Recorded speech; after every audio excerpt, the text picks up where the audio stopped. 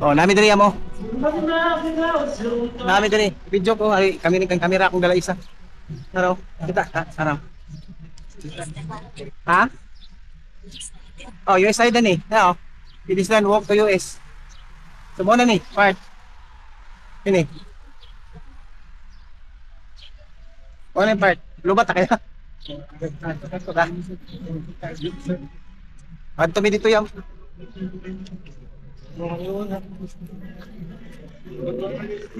Tingnan lang naman, anyo na mo, mag-vlog-vlog na mi.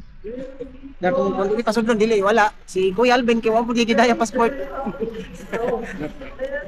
Ako di jud ko pasulod kay siyempre, di pa mo ko PR. Kaya mo Canadian citizen. Permanent residence di pud katabok yan no. Permanent residence dili kani katabok. Unsa na lang. Oh, kailangan magkuha kog visa. Kunyari ako, kay PR na ko. Ya dili ko Canadian citizen, makuha kog kuan. Makuha kog kanang kuan kasi tawag gani. Makuha kog kanang visa for US. So dalawa ko ang visa.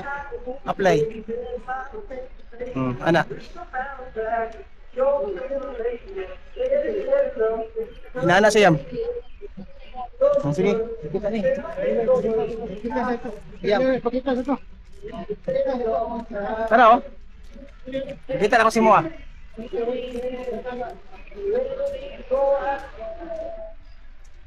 Siyempre, sa una, tanawon lang din ako.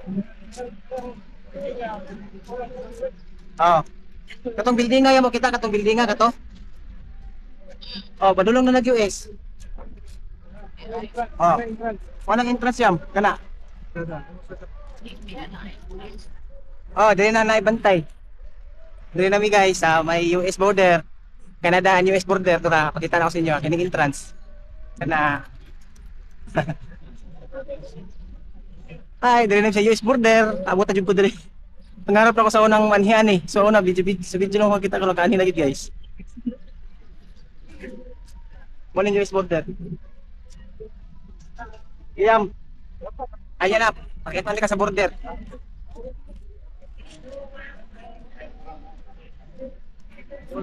Doon naman yan.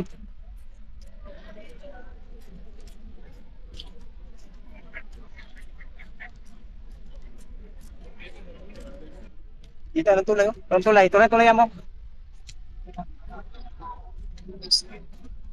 Ano dyan eh? Kundi rin, anong tulay? Entrance.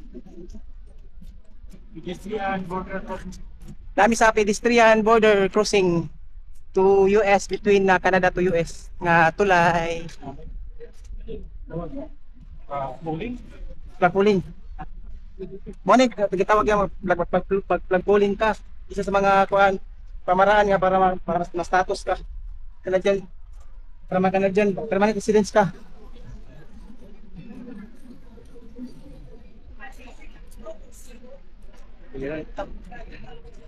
O na yan o. Hindi magis ka Andrea? Ay mo okay. Oh, you do have to present your passport. I wonder how late you're open. 3 4 hours a day.